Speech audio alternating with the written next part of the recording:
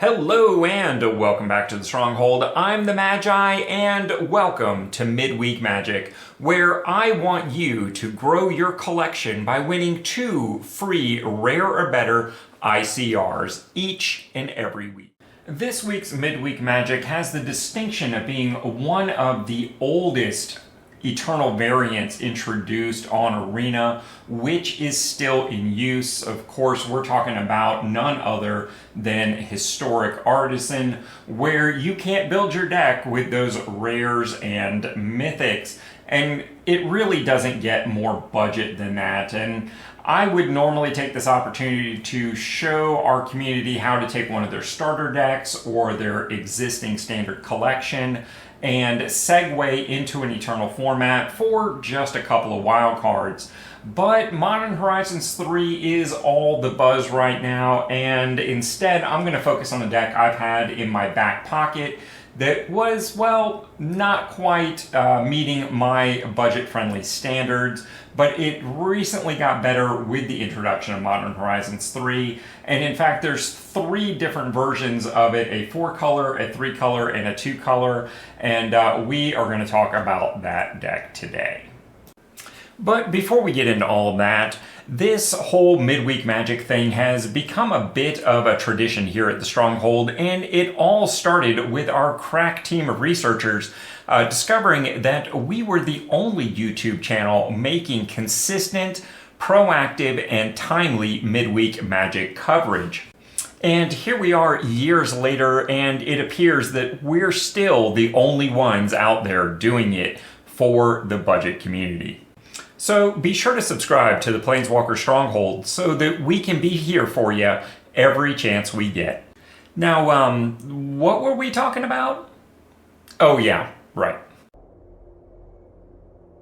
All right, so I want to start today's conversation with a quick reminder that it is not only possible, but possibly advisable to cheat in the Artisan format.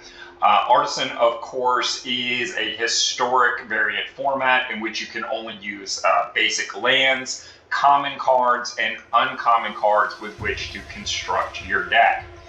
However, there is no stipulation within that you can't play cards of higher rarities. They just can't be in your deck. How do we go about accomplishing that? Well, when Alchemy first came around, they were doing spellbook cards that could bring into your hand a rare or mythic card. Since the early days, they have stopped doing that, mostly because it is ridiculously overpowered in this format subset. I kind of respect that, and I kind of hate it at the same time that they have changed it, but it is what it is. If you're looking for these within your collection, just make sure that you're in Historic and or Alchemy and search for the keyword draft here.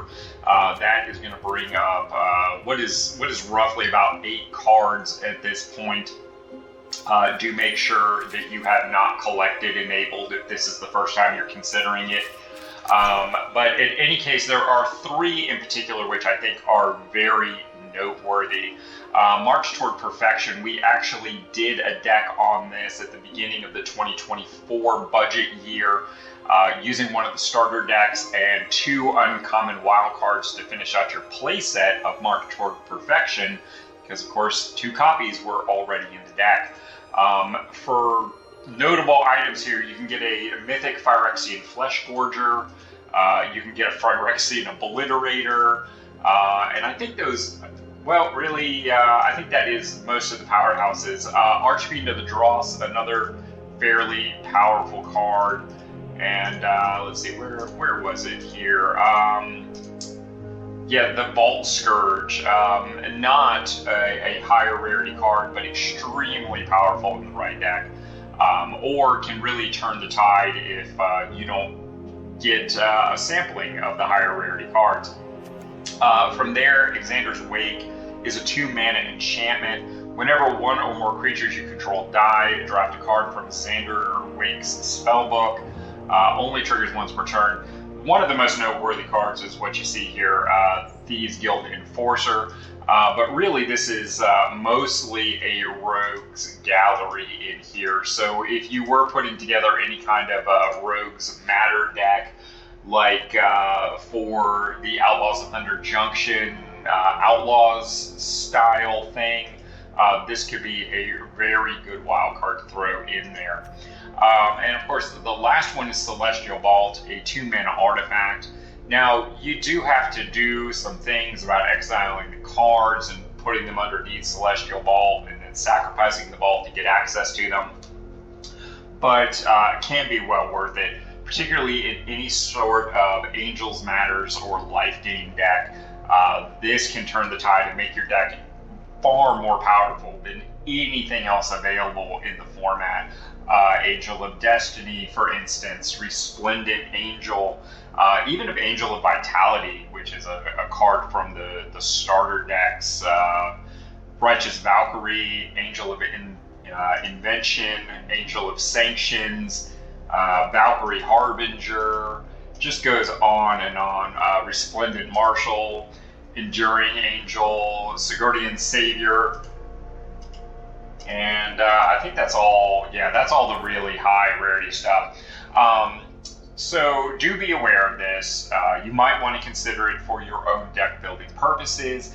If not, you want to be aware of it, because if you play more than 4 or 5 games in a historic Artisan event, you're very likely to run into something like this. And, well, you need to know what your game plan is for those things, or if just moving to the next game is your best alternative. But hey, if that sort of, well, borderline cheating isn't really your thing, we have done many decks over the years.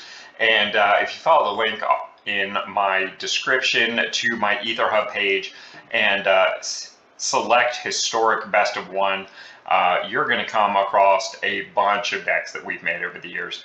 59 as of the recording of this clip, some of which are going to include the word Artisan in the description to make it really easy to find.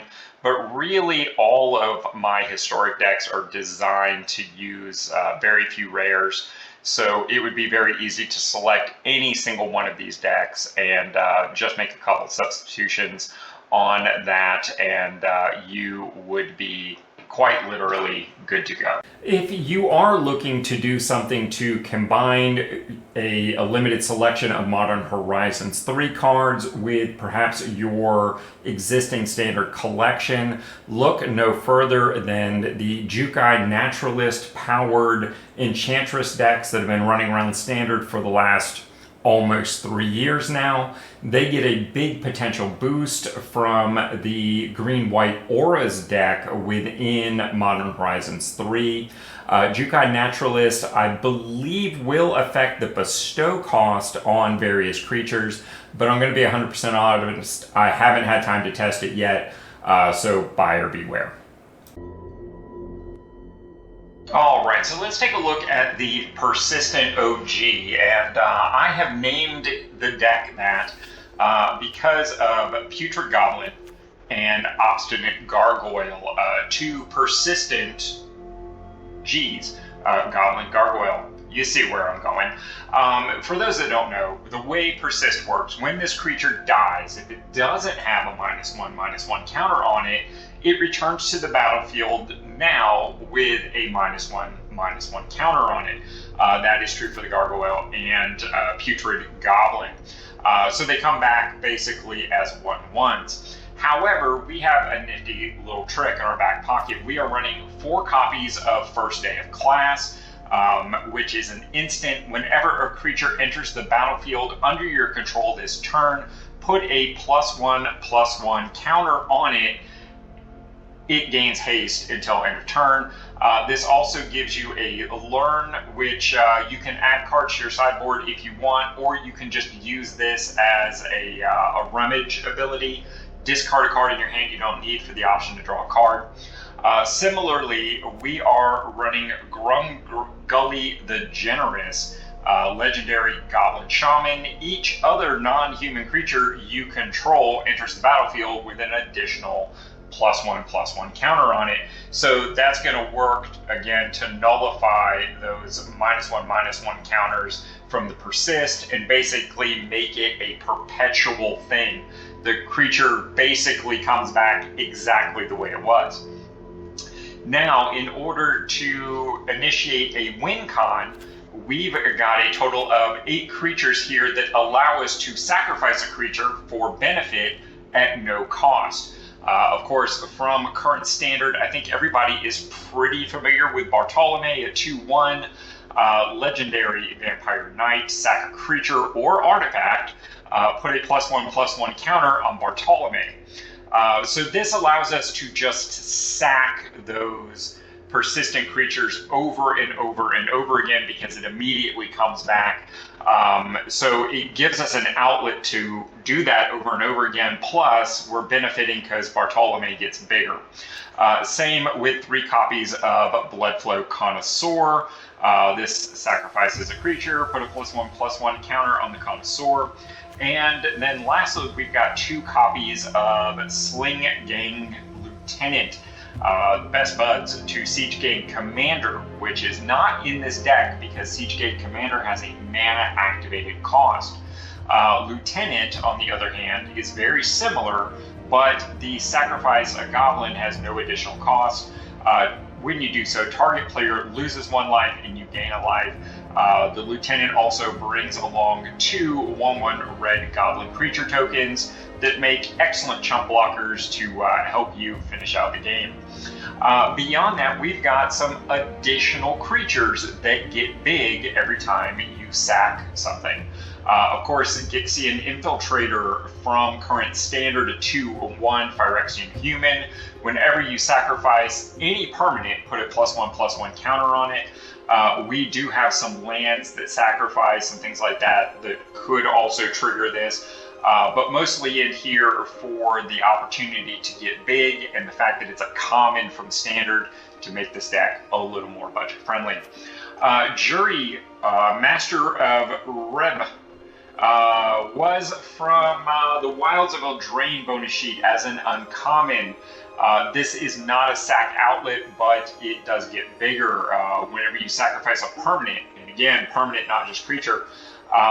It gets a +1/+1 counter on it. Jury also has a built-in fling effect because when I'm going to go with she dies, it deals damage equal to its power to any target. And of course, you can also sacrifice this, so you can do Putrid Goblin over and over and over again, make this huge, and then sack it to deal damage to any target, aka your opponent. On a similar note, Bloodline Pretender is a 2/2 shapeshifter. I'm sure you guys have seen this in some of my decks before. I think this is one of those cards everybody should own at least 1 copy. When it ETBs, choose a creature type. More than likely it's going to be Goblin, although Gargoyle might be a valid choice there as well, depending upon the game state.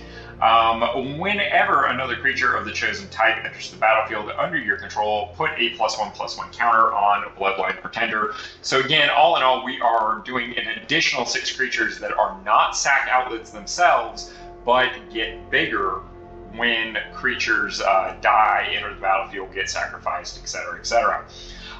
From here, we are running a total of 7 fling effects. Of course, we talked about Jury being a built-in fling effect.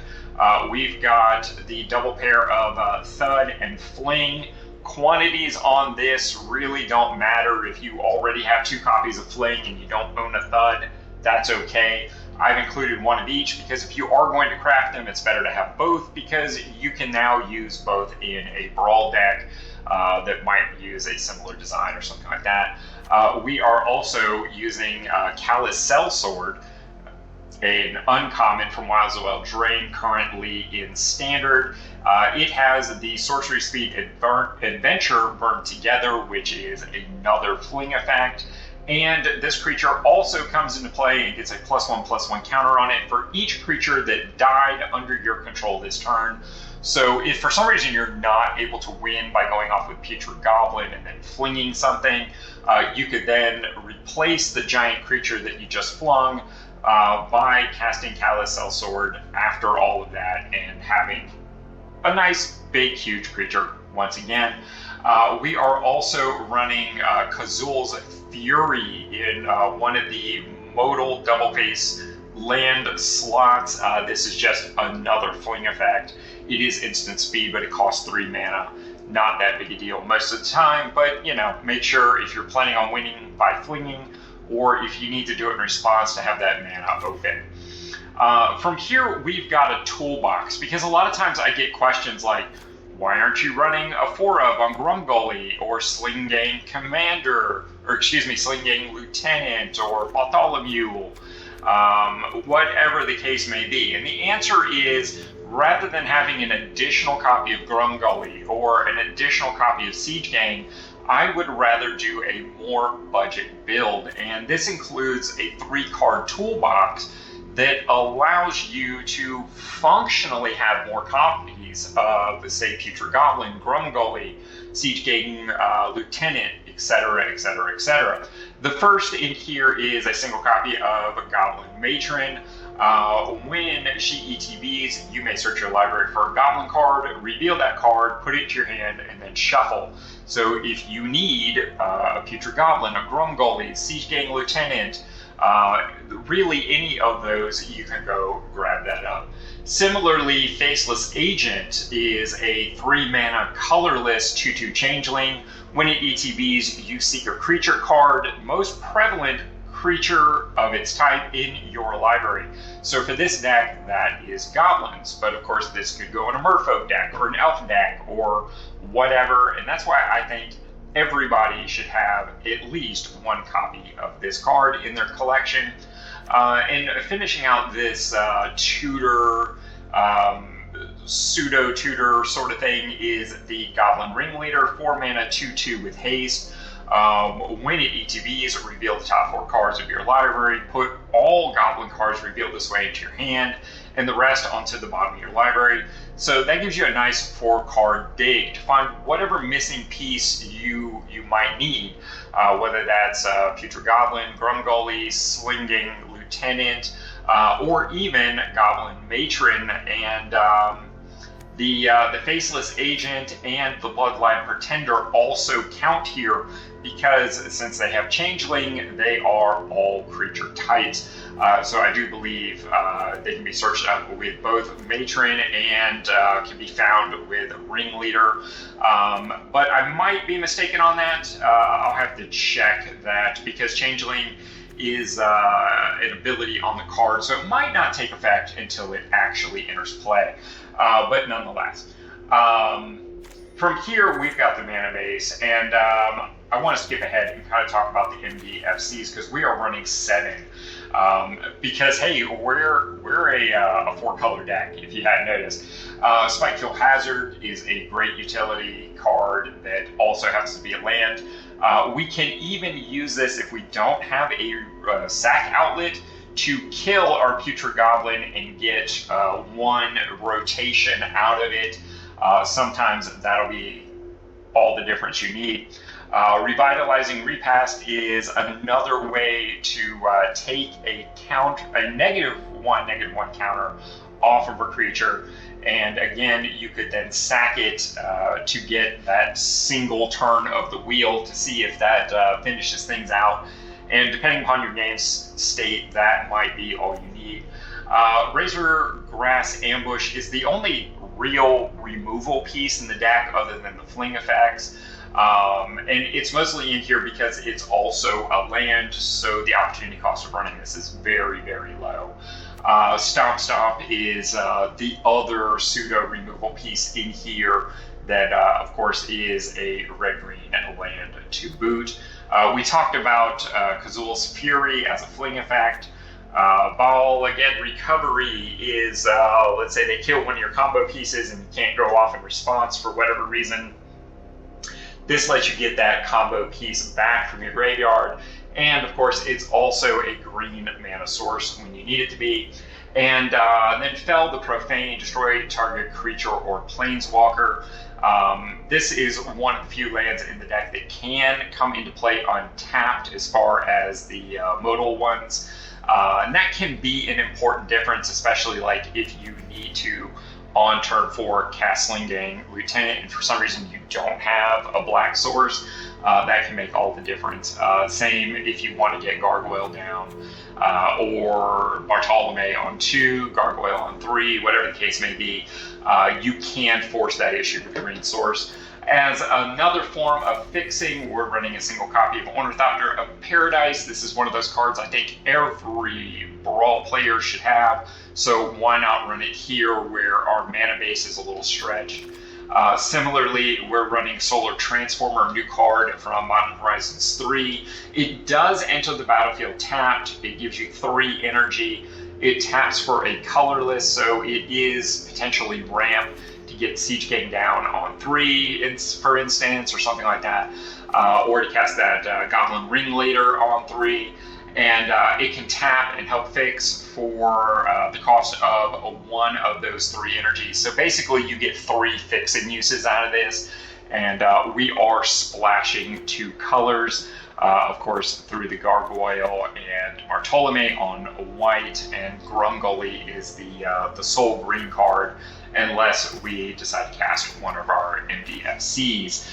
So there is a quick and dirty version of exactly every card in this deck.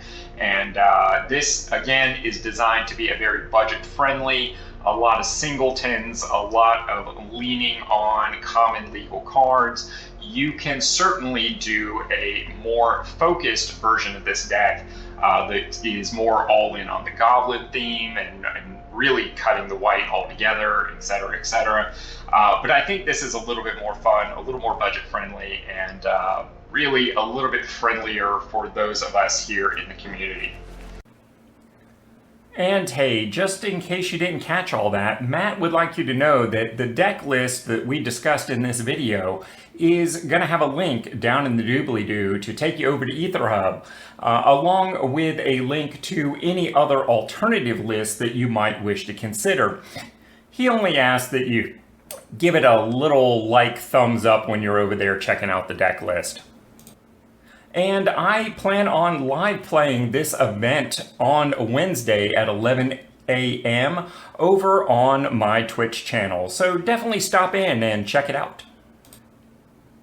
Because the Stronghold is so much more than just a YouTube channel, and you can find links to all of our other social media outlets in our profile. Because at the end of the day, we're all budget players. And as a community, we're stronger together. So like, comment, subscribe, follow, do all those things to show a little love. It's appreciated more than you know.